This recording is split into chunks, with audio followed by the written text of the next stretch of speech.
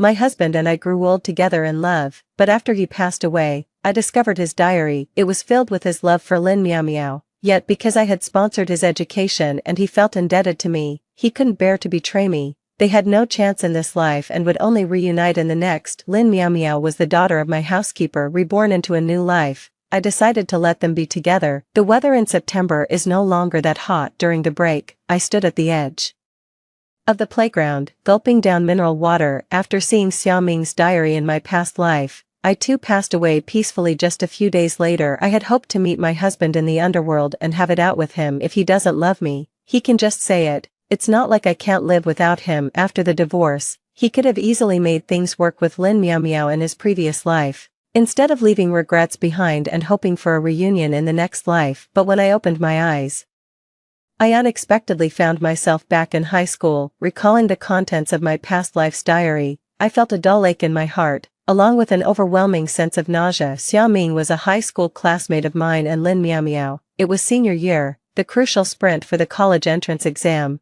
but he was forced to drop out because of his grandmother's medical bills. He was a top student, ranking first every year. Everyone believed he would surely get into Tsinghua or Peking University and have a brilliant future ahead. I couldn't bear to see such talent buried due to financial struggles, so I voluntarily covered his grandmother's medical expenses and supported him through high school, college, master's, and doctoral studies. Xiao Ming lived up to expectations. Upon graduation, he joined the National Research Institute and eventually became a renowned scientist. In between, we got married, had children, and grew old together in love. Had I never read his diary, I would never have known that the one he truly loved was always Lin Meow Meow. My financial support for him became a chain that forced him to love me. But when I sponsored him, I wasn't expecting anything in return. I simply didn't want to see talent go to waste. It was him who, after accepting my financial support, voluntarily tutored me in my studies, and after we both got into college, took the initiative to pursue me. The thought that in our past life, when he was intimate with me, he was actually thinking about Lin Meow Meow makes me sick too. Jiai, look, it's Senior Xia. Lin Meow Meow squealed softly in my ear. I followed the sound and saw Xiao Ming standing in the shade of a tree. He looked young and shy, yet his handsomeness was undeniable. A dull, piercing ache crept back into my heart. After all, I had loved him for decades, but he doesn't look very happy, Lin Meow Meow whispered, then volunteered. Let me go ask him if he's having any trouble. She's always like this, warm and kind-hearted. Lin Meow Meow was Aunt Chen's daughter. When I was 10, something happened to their family. After her husband died unexpectedly, she and Lin Meow Meow were kicked out by her in-laws with nothing. Aunt Chen had no choice but to bring her daughter along to work. Her parents initially disagreed, but 10-year-old Meow Meow was cheerful and warm to everyone, chattering away like a lively oriole. My parents were soon infected by her charm and grew fond of her as well. Upon learning that we were the same age, my parents immediately decided to keep Aunt Chen on, so that little Meow Meow could keep me company. She simply moved into my home, and we went through elementary, middle, and high school together. Considering Aunt Chen's difficult circumstances, my parents covered her tuition and living expenses. She was petite, standing in front of Xiao Ming at that moment, tilting her head up as she spoke about something, her face beaming with a radiant smile. Xiao Ming once wrote in his diary that it was Lin Meow Meow's concern this time that made the little girl take root in his heart. Her fiery passion was like a blazing sun, lighting up his gloomy world. Not long after, Lin Meow Meow came running back and shared the news she had gathered with me. With a disappointed look, she said, Jiai, Xiao Ming is going to drop out. His grandmother is seriously ill and needs 100,000 yuan for surgery, but his family is too poor. He has no choice but to quit school and work to earn the money. Then, as if her mind was made up, she tentatively asked me, Jiai, could you lend me 50,000 yuan first? I have 50,000 of my own. I want to lend it to him for emergencies. He studies so well. It would be such a shame for him to drop out like this. It was the same in my past life. Hearing this, I smiled and said, I've seen how hard it was for you to save that 50,000. Don't waste it. Leave the good deeds to me. Without a second thought, he transferred my monthly allowance to Xiao Ming, telling him to use it for grandma's treatment first. My family founded a major local supermarket chain. We may not be the richest, but we're certainly not short of money. 3. Hearing the same words again, I shook my head apologetically. Have you forgotten? I donated everything when the floods hit Jin County a couple of days ago. Since Xiao Ming sees my financial support as a shackle, I'll put the money to better use, in this life. I won't hold him back anymore. As for his bond with Lin Meow Meow, that's something they'll have to cultivate on their own. Oh, right, Lin Meow Meow slapped her forehead. How could I forget that? But she had a way around it. She simply started a fundraising campaign right at the school. Xiaoming didn't stop him, but his expression was far from pleasant. That's true, he's always been strong-willed. In the previous life, only Lin Meow Meow and I knew that he wanted to drop out of school because his grandmother was sick, before he even had a chance to submit his withdrawal application to the school. I had already solved his problem and helped him continue his studies with dignity. Lin Meow Meow's move almost exposed his secret to the public. I had no idea you were struggling this much. Here, take half of my living expenses for this month, said Xiaoming's deskmate. He was a rich kid who never studied and always ranked last in class. The teacher paired them together, hoping that Xiaoming, the top student, could help the underachiever, but Xiaoming looked down on him and wouldn't talk to him unless he asked for help first. At that moment, the very person he had always looked down on cast a pitiful glance at him. Xiaoming felt both helpless and humiliated, but the other party had no ill intentions, so he didn't even have a reason to vent, let alone the fact that it was 30,000 yuan. And so, with a little from you and a little from me, along with Lin Meow Meow's 50,000, the scattered donations eventually added up to over 100,000 for Xia Ming. Not only performed surgery on his grandmother but also managed to continue his studies. That evening, right after self-study ended, Lin Meow Meow rushed over to me with a smile. Jai, I've got great news. Xiaoming said he can tutor me, and I managed to get a spot for you too. I stepped back and pressed my hand against her. Ever since I found out about Xiaoming's feelings for her, I felt a rift between us and can no longer be as close as before. I chuckled and declined. Thanks, but I've already applied to be a day student, so I'm afraid I can't take you up on that private tutoring offer. A student, Xiaoming ultimately made the same decision as in his past life, except that back then, I was the one he was with, and he took the initiative to invite Lin Meow Meow. But in this life, he was dealing with Lin Meow Meow, and it was Lin Meow Meow who proactively helped me ask for it, which was how I got the spot. So in the past life, he had already shown favoritism in these small matters. I was simply captivated by his charm, so engrossed that I didn't notice a thing. Why? Lin Meow Meow's mouth dropped open. Why so sudden? It's not that sudden. I only applied for 2 years of accommodation in the first place. My parents were initially against me living on campus, thinking the dormitory environment was poor and too crowded. Lin Meow Meow, however, suggested that this could be a good chance to experience group living and prepare for college. I found it reasonable, so I insisted on boarding at school. My parents agreed to let me stay for 2 years, but I had to come back home in my senior year of high school. At this moment, I really admire their foresight. What? You never told me that, Lin Meow Meow exclaimed. I frowned, somewhat put off by her words. 5. Just then, Hui, her dorm mate, walked over. With a sneer and a curl of her lip, she said, "Oh, who do you think you are? That young lady doesn't need to report everything to you, does she?" "That's not what I meant," Lin Meow Meow said, darting her eyes around. Unlike her usual self, she didn't trade barbs with her perpetually at odds roommate. Clearly feeling guilty, Hui's words opened my eyes. 2. Over the years, Lin Meow Meow always seemed to pry into every detail of my personal life under the guise of caring about me. I don't guard myself around her. I say whatever comes to mind. She knows everything about me, but I know very little about her. This is absolutely terrifying." Then she added, "We grew up together, ate together, lived together, and never been apart. Now that you're suddenly moving out, I'm just not used to it." Aunt Chen retired last year, so Lin Meow Meow no longer had an excuse to stay at my place. Even if she also applied to be a day student, she would still go back to the shabby little apartment her mother bought. After all, we're not real sisters. We'll have to part ways sooner or later. From then on, during every break, lunch hour, or any other free time, Xiaoming would sidle up to Lin Meow Meow to help her with difficult problems and organize key concepts. Since Lin Meow Meow and I are deskmates, it's hard for me not to notice their every move in this life. Without my interference, Xiaoming got what he wanted. I thought he would be overjoyed, but every time he tutored Lin Meow Meow, he kept a straight face without a hint of a smile, making him seem even more aloof. Lin Meow Meow, on the other hand, had flushed cheeks and her eyes sparkled as she looked at Xiaoming. I could read the meaning in her gaze: admiration, adoration, and above all, a deep sense of attachment.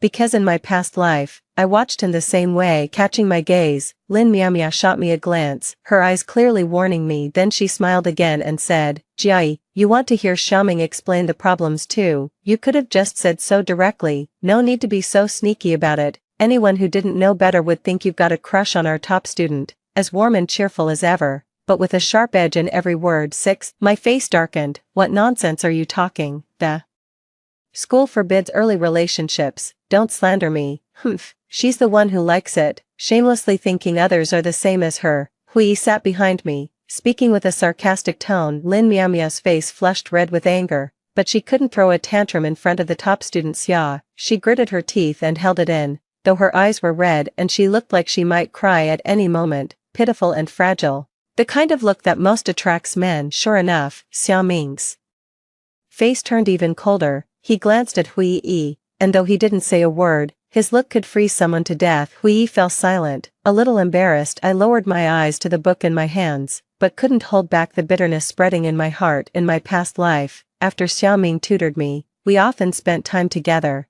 and gradually rumors began to spread. Xiao, the top student, is so nice to Yao Jiai. Are they dating? No way, the school doesn't allow puppy love. They'll call your parents. Heh, this kind of thing, just between you and me, as long as we don't get caught and never admit a thing, there's nothing anyone can do about it. Xiao, the top student, is so aloof. It must be Yao Jiai who pursued him. What a shameless bastard. All the comments are against me. I was trembling with rage. Stop talking nonsense. Xiao was just tutoring me. Is he really that nice, or did you seduce him? The more I refute, the more vicious the rumors become. Xiaoming acted as if nothing had happened, neither clarifying nor defending me. It was only after the rumors reached the school, the teachers called in the parents, and my father, in a fury, brought in the company's lawyers to sue the ringleaders of the gossip, that the matter finally died down. But now, Hui barely made a snide remark, and Xiaoming was already defending her. Indeed, love and indifference are starkly obvious. However,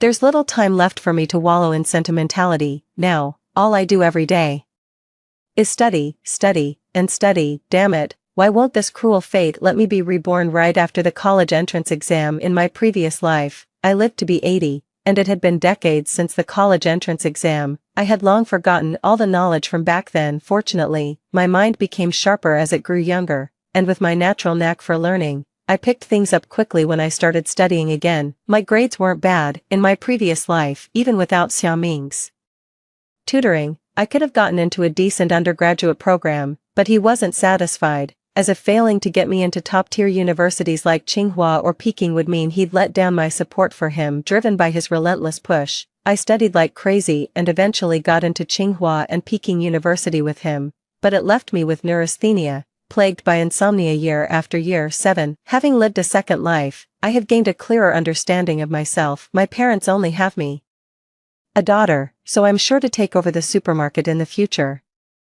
Plus, based on my past experience, it's not wise to blindly pursue higher education at the expense of my health. For me now, my degree is merely an added bonus, like frosting on a cake, so I act within my means based on my own abilities, no longer pushing myself into anxiety, suppression, or excessive pressure. With good living conditions, delicious food, and a cheerful mood, I soon found myself looking more beautiful and radiant, compared to my former self, who was listless and dispirited. I was like a completely different person. Lin Miaomiao, on the other hand, is the complete opposite of me. Xiaoming remained steadfast in his resolve. This time, his benefactor had become Lin Miaomiao, and he was determined to get her into Tsinghua and Peking University as well. But Lin Miaomiao's grades were only average. If I was just a step away from Tsinghua and Peking University, she was several floors behind. I have no idea where Xiaoming got the confidence under Xiaoming's relentless pressure to study every waking moment. Lin Miaomiao's eyes grew hollow, her skin turned sallow,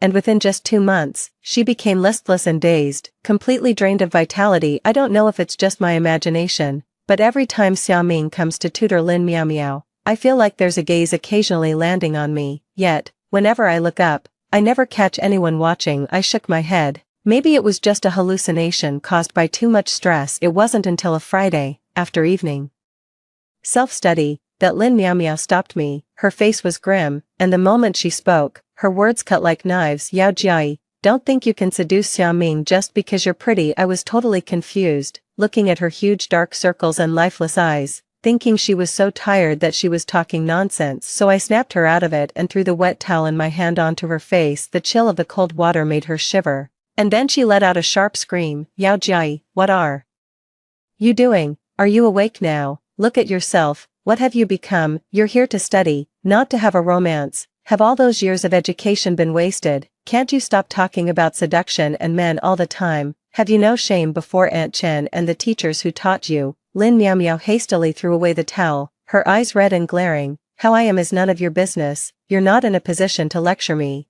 Just mind your own business, if I ever catch you seducing.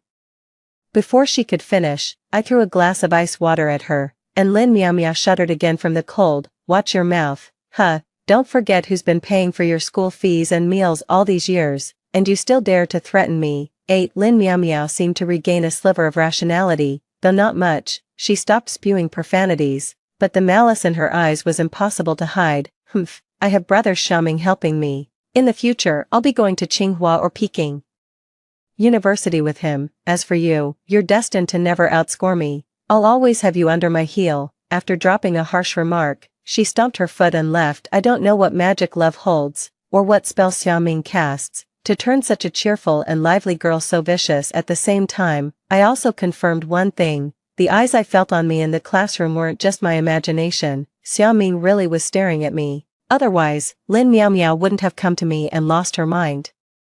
I instantly felt as disgusted as if a cockroach had crawled over me. In my past life, I loved him, but the one he pined for was Lin Miao Miao. In this life, I gave him what he wanted, and now he's stirring up trouble again. Back home, I got my dad to pull some strings and use his money power, and by the next day, I was transferred to Class 2 of my senior year. Both Class 1 and Class 2 are top-tier classes, sharing the same group of teachers, so the quality of teaching will not decline. But I didn't let my guard down around Lin Miao Miao. In this life, I barely had any contact with Xiaoming, yet she still showed extreme hostility toward me. So what about in my past life? I can't help but think of the rampant rumors at the time. 5 people were causing quite a stir, but I don't know any of them. How did they find out about what happened between Xiaoming and me? I don't want to think the worst of people, but Lin Miao Miao's name keeps flashing through my mind. I just used my financial power to bribe everyone around Lin Miao Miao. Maybe my threat worked, because she settled down and stopped causing trouble. She had given all her money to Xiaoming, and if my family cut off her tuition and living expenses, it would be her turn to drop out of school. I successfully finished the college entrance exam. When I was about to check my scores, my dad was sitting on the sofa holding a book and said, "Sweetie, don't stress. Our family doesn't rely on your college diploma to make a living, no matter what score you get. It's fine." I sighed and said, "Dad, you're holding the book upside down." "Huh, oh." Dad casually flipped the book right side up. Mom scoffed, "Old Yao, with that look on your face, you still have the nerve to comfort our daughter." I sighed again. "Mom, you're using my foundation." "Ah, oh." Dad laughed out loud. Mom glared, seeing that they were about to come to blows. I quickly said, "The results are out. Total score 702.9, 7 points lower than my previous life. If the cutoff score hasn't changed, I just miss out on Tsinghua and Peking University, but getting into University A is a sure thing." I expected this, so I wasn't too disappointed. Dad tossed the book aside, stood up from the sofa, and rubbed his hands together, saying, all right, I promise I'll throw you a grand graduation party." At that moment, the class group chat buzzed with activity. I checked my phone and saw a huge pinned message. Lin Miao Miao and Xiaoming had tied scores. My mouth slightly open, I asked in disbelief, "Are you serious?" I was far from alone in my shock. Many before me had already raised their doubts. Of course it's true, they both scored 412. The informant was the class monitor, who answered the crowd at this moment. A silence fell over the group chat. Everyone thought Lin Miao Miao would follow Xiaoming into Tsinghua or Peking University, but it turned out Xiaoming was the one following Lin Miao Miao to a vocational college. Class monitor, where did you get that information? I typed and asked. I still have full confidence in Xiaoming's abilities, even with his eyes closed. There's no way he could score this low. Don't I run an internet cafe? The two of them came here together to check their scores, and they're still here. The class monitor replied, I can vouch for that.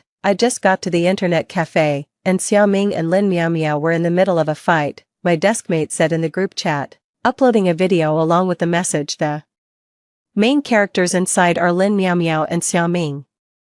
Xiao Ming, his eyes bloodshot, roared at Lin Miao Miao, "Are you happy now? No more worrying about not getting into Tsinghua or Peking University and being separated from me." With that, he slammed the water bottle in his hand heavily onto the ground. Lin Miao Miao stood by the side, her face pale as a sheet. In my past life, I had lived with Xiao Ming for decades, and he had always been aloof and refined, never losing his composure like this before. "Does anyone know what's going on?" The top student totally blew it. "Did he fall asleep during the exam?" someone asked curiously. "Straight from the source, it's true." Suddenly, someone with the label Senior Year Class 1 spoke up. "Hey, how did a traitor get into our class?" someone said. The class monitor quickly explained, "He's not a traitor. This is Xiao Yi, the top student's roommate and also a classmate in the same exam room." The whole story he told was too long to repeat, so I just added him to the group for now. As soon as the squad leader finished speaking, a string of thumbs up emojis followed below. "Then I'll continue," Xiao Yi said. "Hee. Even though it's not said outright,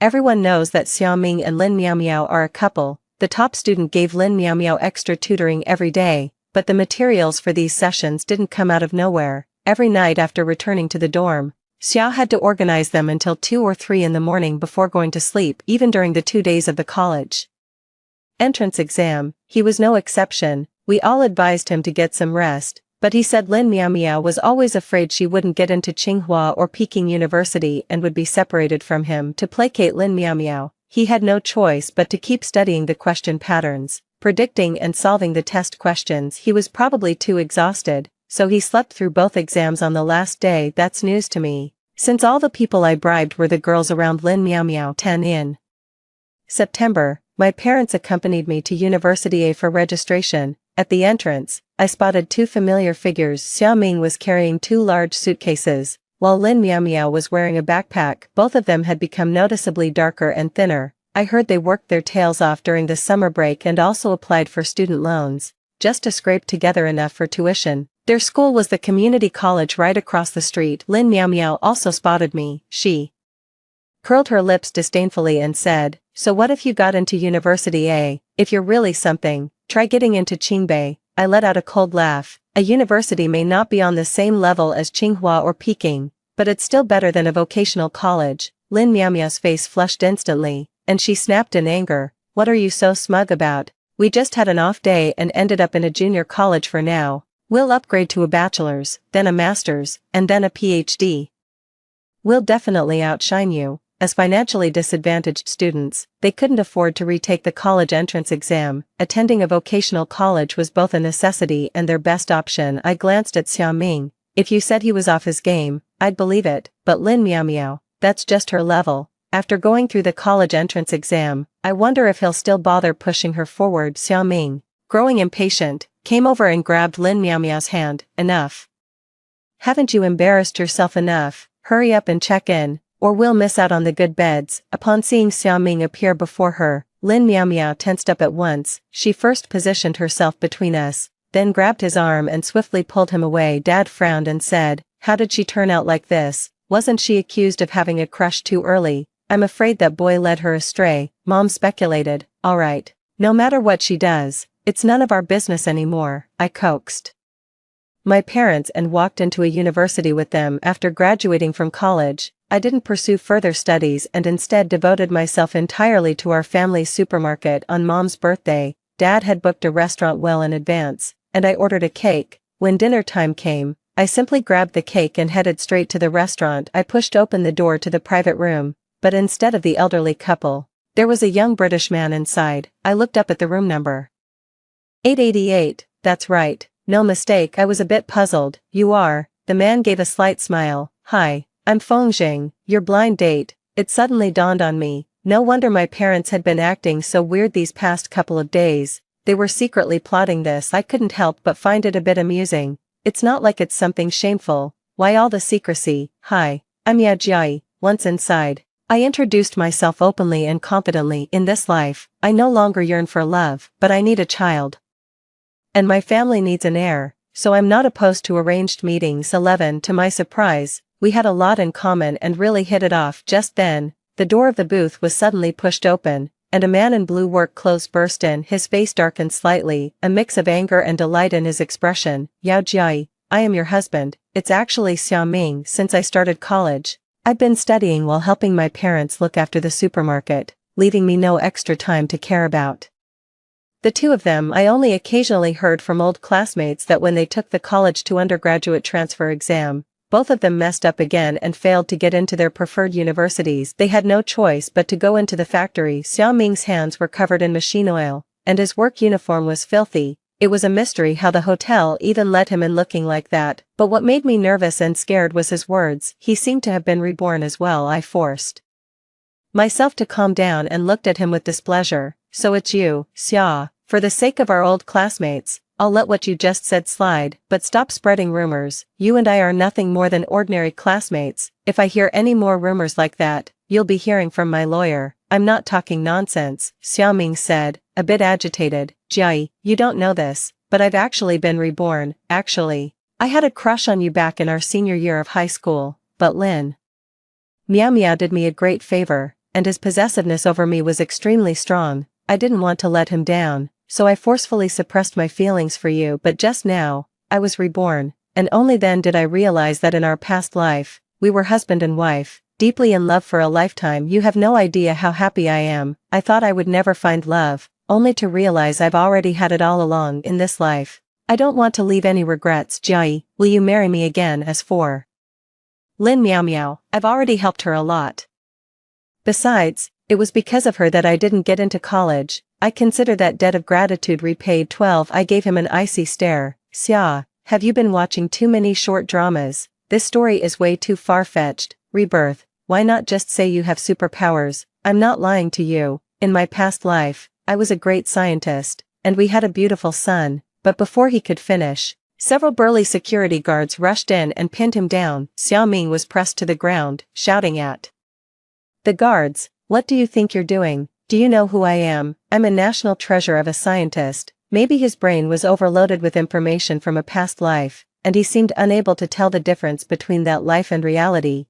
A security guard spat at him. "With clothes like that, you just got off a night shift at the steel mill next door, and you call yourself a scientist?" The security captain apologized to us, saying, "Mr. Feng, Miss Yao, I'm sorry, this was our oversight. We'll take him away now and won't disturb your meal." It turned out that Fengjing had called the security guards over. Fengjing gently comforted me. "Don't be afraid, I've seen plenty of people like this. Every day, some woman comes up to me, claiming she was my lover in a past life and wants to rekindle our bond. But once I look into it, they're all frauds, just after my money." That person likely has the same intention, to think even more sinisterly, knowing you're an only child.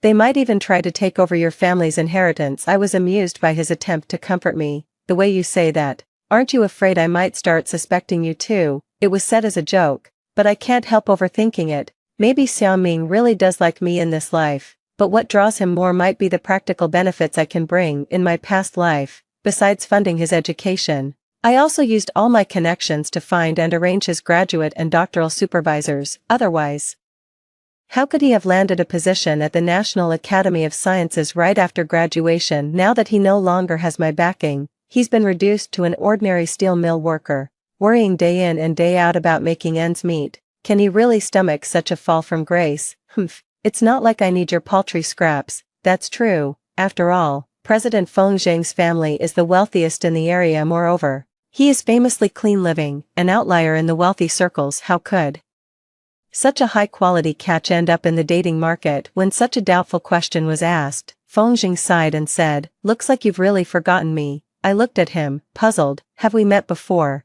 But that doesn't add up. President Feng has been living and studying abroad all along, only returning in recent years to take over the family business." 13. He stared at me steadily, then suddenly said, "The kitchen girl. The shepherdess." My mind was instantly transported back to my grandmother's house. She lived in the countryside, and every winter and summer break, when my parents couldn't keep an eye on me, they would send me to that little village. I helped my grandma with cooking, tending the fire, herding sheep, and feeding the chickens, with no pressure at all. It was quite a pleasant life. That annoying brat from next door keeps giving me nicknames. We had several fights over it, and it ended with me giving him even more nicknames. "Are you little Blackie, Black Coal?"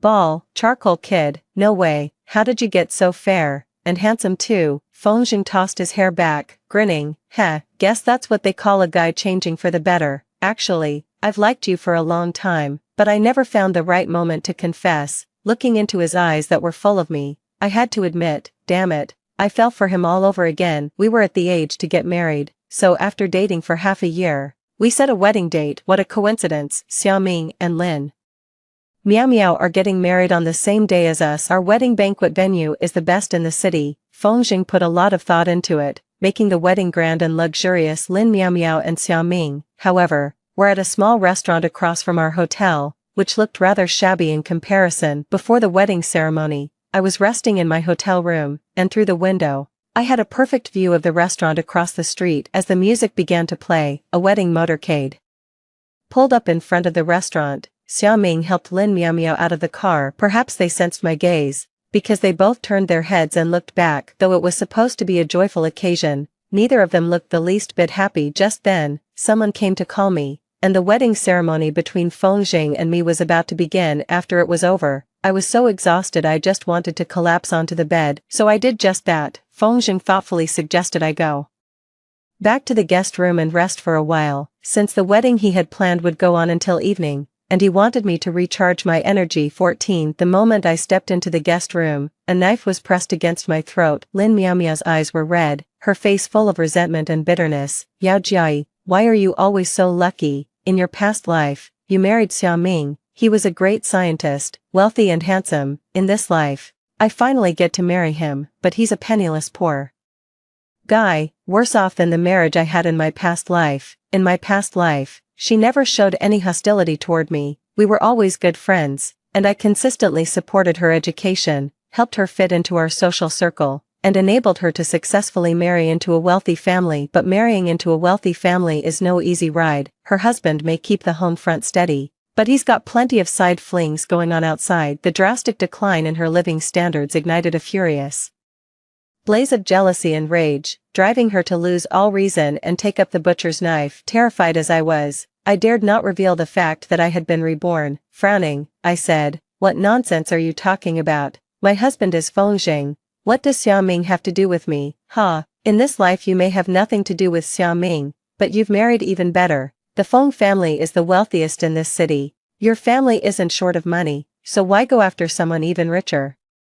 Why not let me have him? This way, you stay rich, and I get rich too. How great is that? You just had to go for a merger of giants. What a waste. Xiaoming agreed to marry me, but his heart and eyes are only for you. We're both human, so why have you been so lucky in both your past and present lives, while I have to keep suffering? I tilted my head back slightly. Lin Miao Miao, getting worked up as she spoke, had a slight tremor in her hand, and the tip of the knife left a scratch on my neck. At that moment, a foot came flying in with a sharp whistling sound. Lin Miao Miao didn't notice and was caught off guard, unable to dodge. A sharp pain shot through his wrist, and the knife flew from his hand. Feng Jing pulled me into his arms and asked anxiously, are you hurt? I touched my neck and said, it's fine, not heavy. Feng Jing stared coldly at Lin Miao Miao. Ha, past lives again. You've watched too many short dramas. Your stories all follow the same old formula. Since you're so talented, why not go make up stories in the police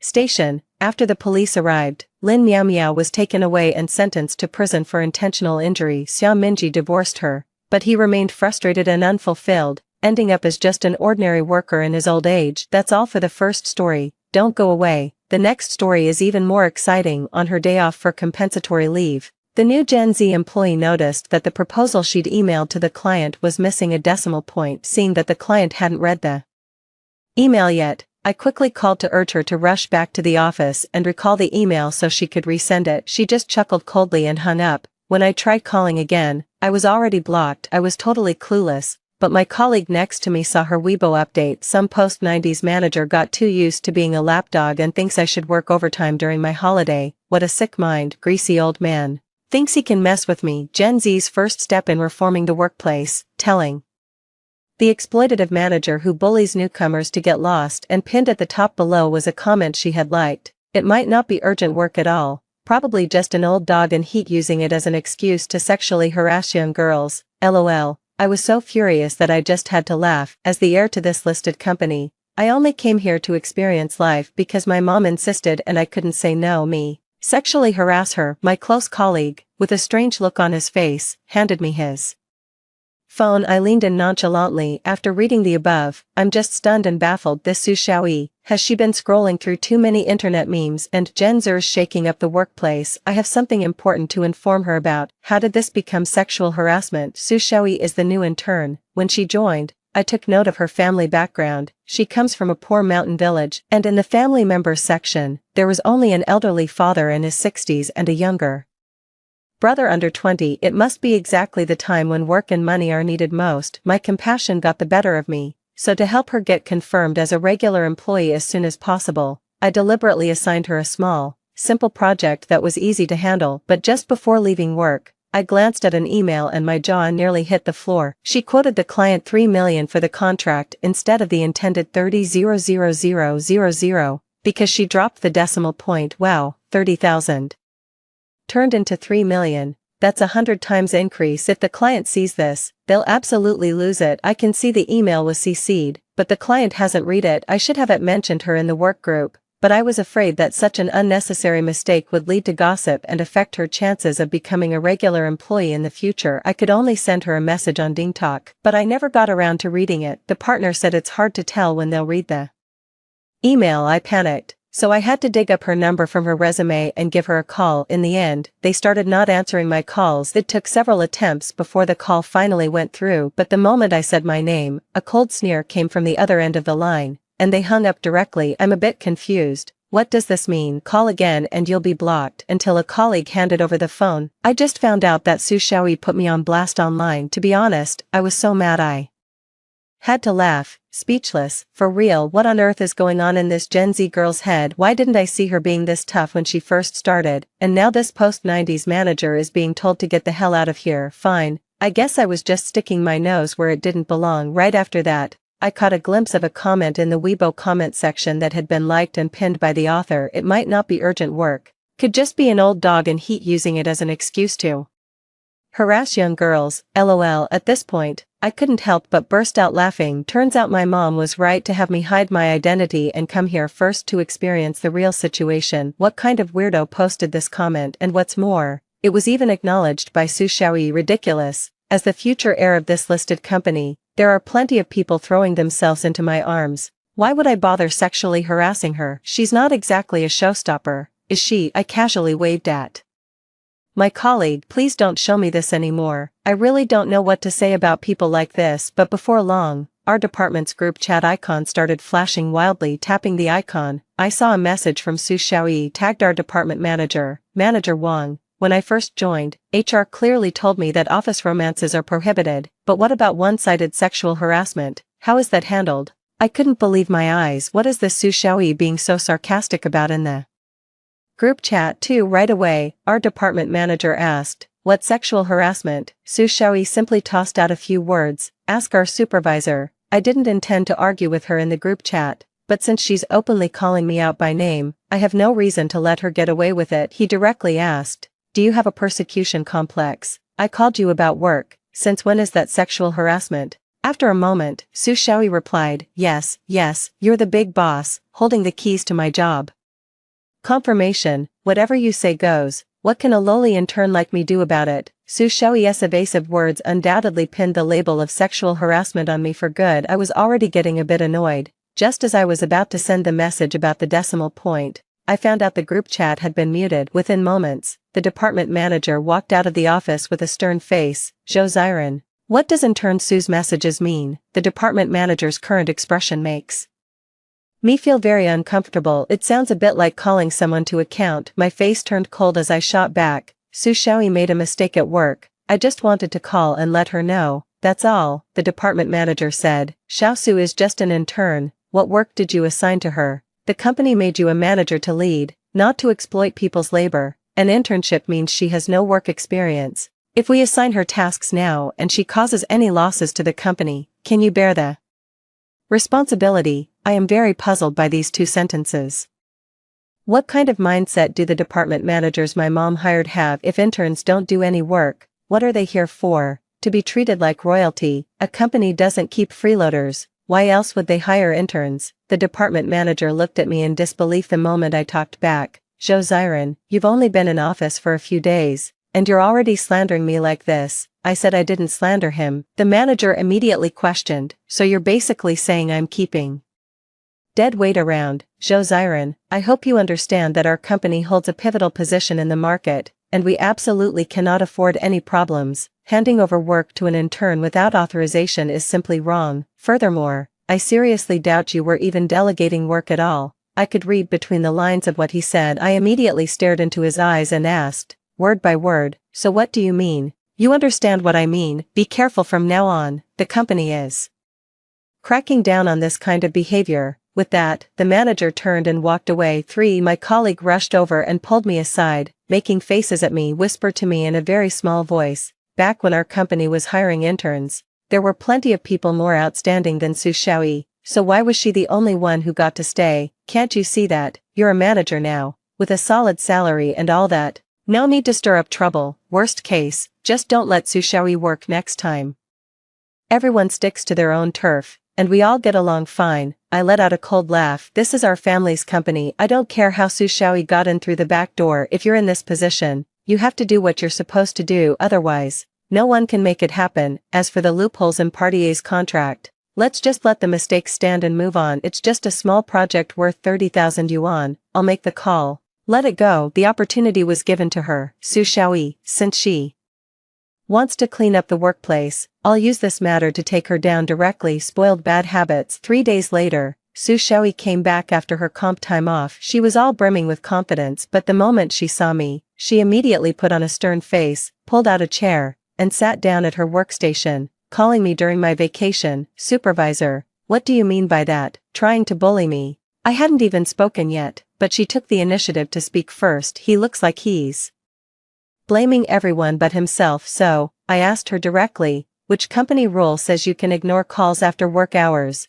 Don't you know you have a project on your hands? I've already finished the project. The day before the compensatory leave, I worked the entire day without even having time for lunch. Besides, didn't you see the email I CC'd you on? What exactly is the point of your call? Let me tell you. I already have a boyfriend, so show some respect. Don't think that just because you're a manager you can pull whatever you want. The tricks you use on others won't work on me. I gave her a thumbs up. What a brain-dead idea, yet such sharp wording. So this is what they call a romance-oriented brain. Too lazy to deal with her. I just tossed a stack of files onto her desk. As long as you work for our company, you have to earn your pay, organize the documents and give them to me. Su Xiaoyi immediately stood up, her expression unfriendly. I'm not your servant, so why are you making me do this? I looked utterly confused. You're an employee in my department. You get paid by the company to do your job. Isn't that only right? Otherwise, why are you even here? Su Xiaoyi stood her ground, head held high,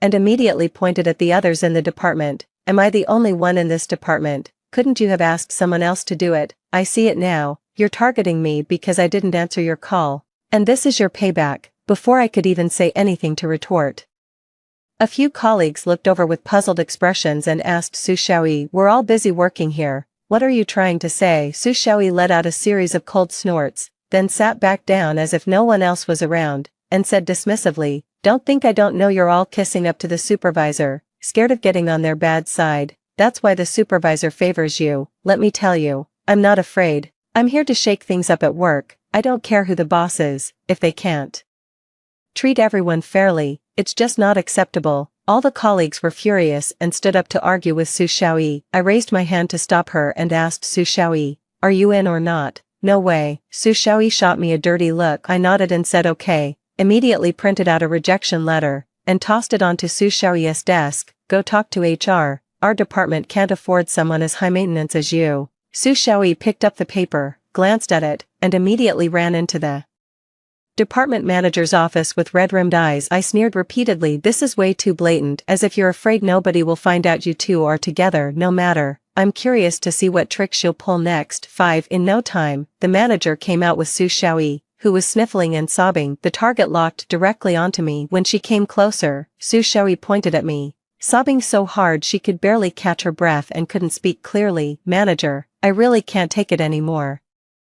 Our supervisor has it out for me. just because I rejected his sexual harassment during the paid leave. The moment I got back to the office and hadn't even settled in, he dumped a mountain of files on me. I'm just an intern making only 3,000 yuan a month. Just because it's 3,000 yuan, does that mean you don't have to work? Before she could finish her sentence, I cut her off directly. Su Xiaoyi was taken aback for a moment, then immediately explained, "Did you see that?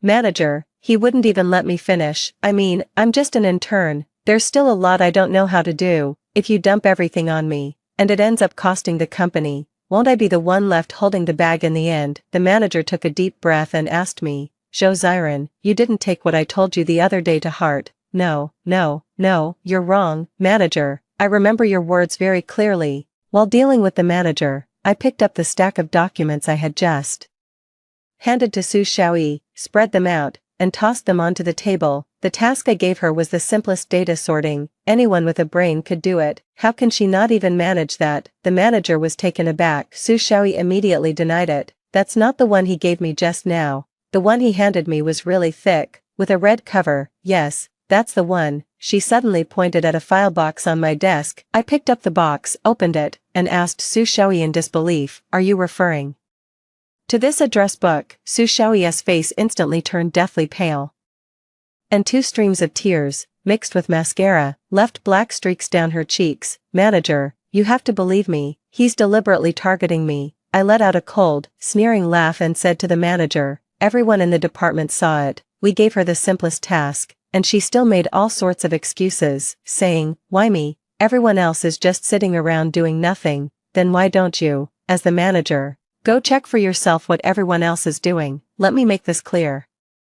Right now, my department doesn't keep dead weight. You're being sent back to HR, and whoever wants you can have you." Su Xiaoyi immediately burst into tears. "Fine, I quit. This is too humiliating." But just then, the manager said to Su Xiaoyi with a stern face, "You made the mistake yourself. Who are you throwing a tantrum for? Your department only has one intern, you. If you don't handle those basic little tasks, who will? Didn't you tell me when you first joined that you had an elderly father and a younger brother at home waiting to be fed? A listed company like ours isn't easy for just anyone to get into. You'd better think this through." Su Xiaoyi was stunned, frozen in place. In no time, her face was filled with guilt. This act of backing down gracefully is really well played. I could even guess what she was going to do next. Then, in that brief pause, my colleague nudged my arm and slid her phone over to me. She showed me Su Xiaoyi's moments almost every day, a photo of a desk with a cup of coffee beside it, deliberately tagged with our company's location. She acts as if she needs to make sure everyone knows she works in an office of a publicly traded company. So isn't it clear now? I really valued this job, but I never expected that my excessive willfulness would end up trapping me in it. The manager pulled off a stroke of genius, coordinating so flawlessly. Then, driven by all these factors, Su Xiaoyi naturally lowered her head. "I'm sorry, boss, it was my fault." Then the manager reacted even faster than I did. He immediately chimed in, "If you'd done this earlier, it would have been fine. Everyone, stop staring and get back to work." He waved his hand, turned around with a gratified look, and was about to leave. I asked coldly, my face expressionless, "Manager Wang, since when has our company's tolerance reached the point where we have to coax employees into coming to work?" The manager stood there stunned and asked me what I meant. I chuckled and said, "What do you mean? There are nearly 1,000 employees across all departments in this company. If every time someone refuses to follow their superior's instructions, we have to coax them into working like you're suggesting, then how is this company supposed to stay in business? When did I ever have to coax employees into coming to work?" The manager's eyes widened. I asked back, "Isn't there?" She refused to follow the supervisor's instructions and even went so far as to falsely accuse him of sexual harassment. I sent her back to HR in accordance with company policy. "Why did you suddenly step in and start lecturing her about life lessons?" Faced with my razor-sharp criticism, my colleagues barely dared to look this way, each burying their head in their own work. "But they're scared." "I'm not." "Ask the manager directly. I have every reason to suspect you're covering for her." "What's your relationship with her?" "Zhou Ziren, what nonsense are you talking about? You're publicly slandering your manager." The manager got angry and raised his voice very loudly, but I couldn't care less, sneering as I reiterated my stance, "I don't want this person anymore." 6. Zhou Ziren, I think you're the real manager of this department. For the sake of harmony among colleagues, Even a simple word of advice gets labeled as favoritism by you. You're something else, but you don't need to threaten me. I have a clear conscience. When it comes to what happened today, I'm in the right no matter where we go. Xiaosu will continue working in your department, that's the decision. The manager threw that remark at me, shot me a fierce glare, and turned away. Su Xiaoyi, standing nearby, stubbornly wiped away her tears, snatched the documents from my desk, and sat down to start working. At noon, a colleague mentioned that Su Xiaoyi had updated her Weibo. I just glanced at it, because I didn't answer his calls and rejected his sexual harassment. That pervert supervisor has started targeting me, but I'm not afraid of him. Who the hell does he think he is? Once I get officially hired, I'm going to tear him apart. I'll even start a live thread for you all to watch. Su Xiaoyi's words struck a chord with working people, racking up thousands of likes in no time. The comments section is full of people waiting to watch the drama unfold. There was even a big-time influencer giving her advice, saying that if she turned it all into short videos and posted them online, they might just go viral. Su Xiaoyi actually liked it. She took the afternoon off. A colleague who went out to buy office supplies said he'd seen her at an electronics store. I sneered. She's just asking for trouble. Meanwhile, I saw the project document she had prepared, and the client had already read it. 7 That afternoon, Su Xiaoyi handed me a document. Supervisor Zhou, I have a document here that needs your signature. I glanced at the button on her collar and said nothing. I could hardly believe my eyes when my gaze fell on that document that turned out to be a confirmation application form. She's only been here for a month and she's already applying for permanent employment. Most importantly, the manager actually signed off ahead of time. So what's the point now?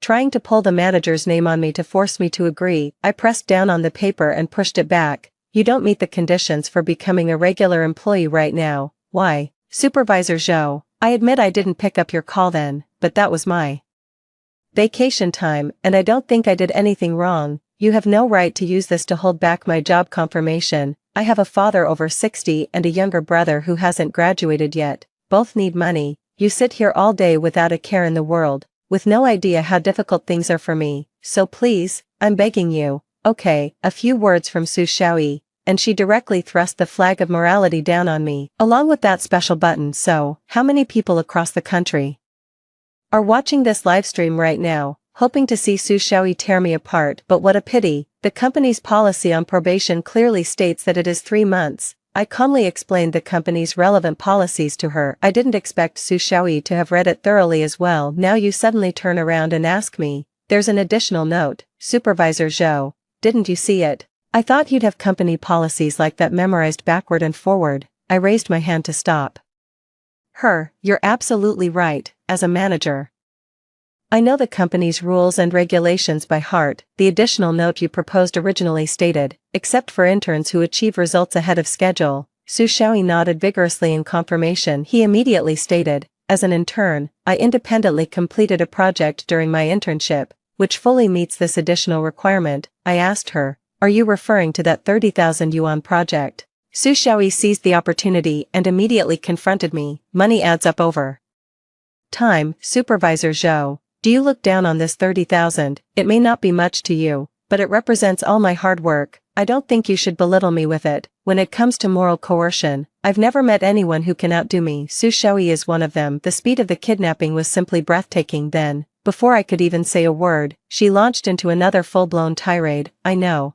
Supervisor Zhou, that from the very beginning you wanted to break me by making me handle the project alone, but I'm afraid I've disappointed you. There's not a single flaw to be found in the project I delivered. So, this probation review form, are you going to sign it or not? I sneered. Since you've already found a way to bypass me and get the department manager to sign off, why come back and make me go through this process? If you insist on me signing, then sorry, I can't do it. Just as we were at a standoff, the manager showed up, as expected. Why can't you sign it, Zhou?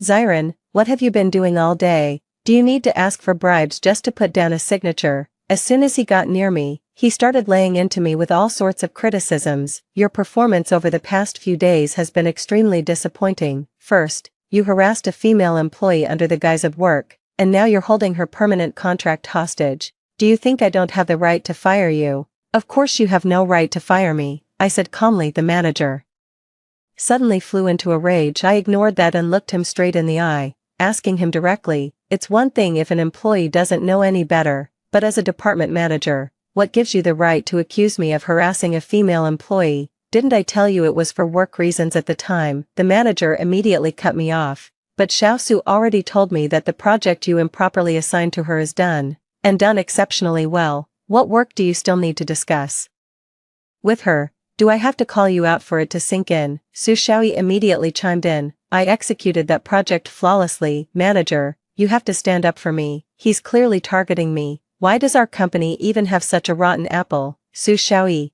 I'd advise you to watch your words, or you might find yourself facing legal consequences. I warned her. The manager shot Su Xiaoyi a barely perceptible glance. Su Xiaoyi finally shut her mouth. Supervisor Zhou, I'm asking you one last time, can you sign this probation completion form or not? I shook my head. Can't sign it. Fine, I was actually going to give you a chance, but since that's how it is, I'll report your matter to headquarters right now. You can go back to where you came from. After finishing, the manager took out his phone and stepped aside to make a call. My colleague quickly came over and told me to stop messing around. Our manager is really good at exaggerating things. Someone in his position can talk directly to HR at headquarters. As a mere supervisor, I simply can't stand up to that. In the end, you'll be the one who loses out. I just burst out laughing. How could I not handle my own family's company? 8. The manager came back shortly after. Please inform me in a notification tone. Someone from headquarters will be coming this afternoon. You'd better figure out how you're going to explain it to her.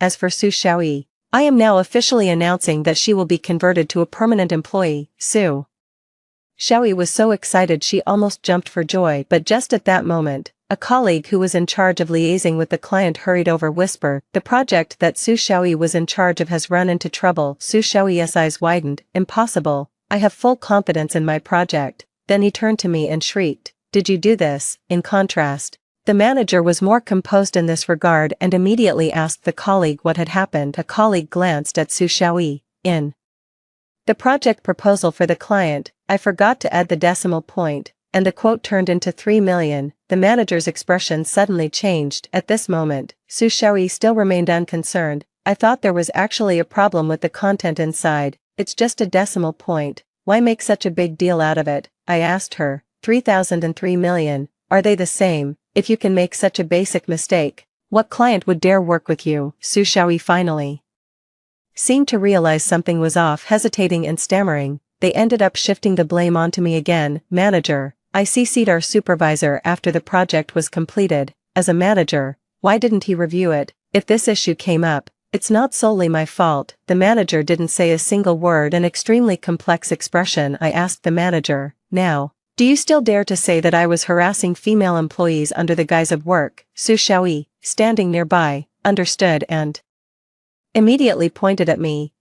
I called you just to tell you about this mistake. I asked you to come back and log in to recall the email, but you think you're some kind of irresistible beauty. Me harassing you? Who do you think you are? I cut her off directly. Su Xiaoyi's face instantly turned pale. Trembling slightly, she cast a pitiful, pleading look at the manager. Then, right away, the manager actually asked me, since you've already noticed this issue, why not remind her again once she's back at work? 9. I was genuinely stunned by that remark. It's hard to believe what that greasy manager in his 50s at our company got out of Su Xiaoyi. The sword of justice is already at his throat, yet he still dares to brave it out in front of the entire department. Pressing on despite the odds, I let out a cold laugh and fired back. Without even clarifying the details, you branded me a creep, and as a manager, you jumped in to echo that, not even saying a fair word. Do I look that cheap? Didn't I say I only approached her for work? But did you listen? The manager, now embarrassed and angry, snapped, Zhou Ziren, how can you talk like that? Shouldn't there be some tolerance between colleagues? I couldn't help but laugh. Manager, it seems your tolerance depends on who you're dealing with, doesn't it? You were just on the phone with headquarters trying to get me fired, but now, let me ask you this. Does Su Xiaoyi still meet the conditions for full employment? You'd better think twice before you speak. First of all, there are so many people watching here. Secondly, she slandered me first, then refused to follow orders from her superiors, and now she's made this mistake. Does she even deserve to be confirmed in her position? Pressed hard by me, Su Xiaoyi was so anxious she was about to stomp her feet. Tears streamed down her face. Supervisor Zhou, can't you just cut me some slack? Do you think I'm easy to push around? A weak girl like me, My family is in such a tough spot. After a long pause, the manager finally spoke his mind. We should still give interns more opportunities to shine,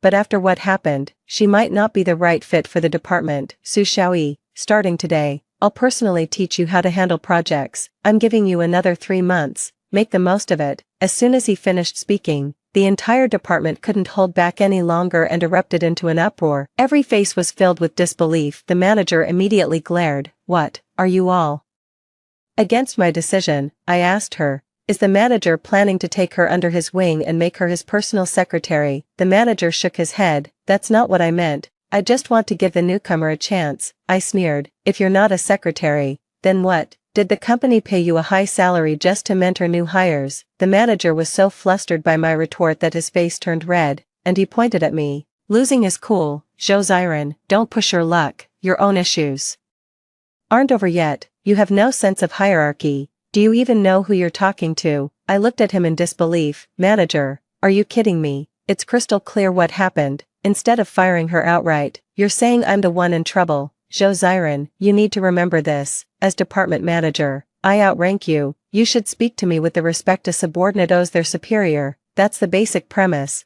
The manager expressed his dissatisfaction word by word. I sneered.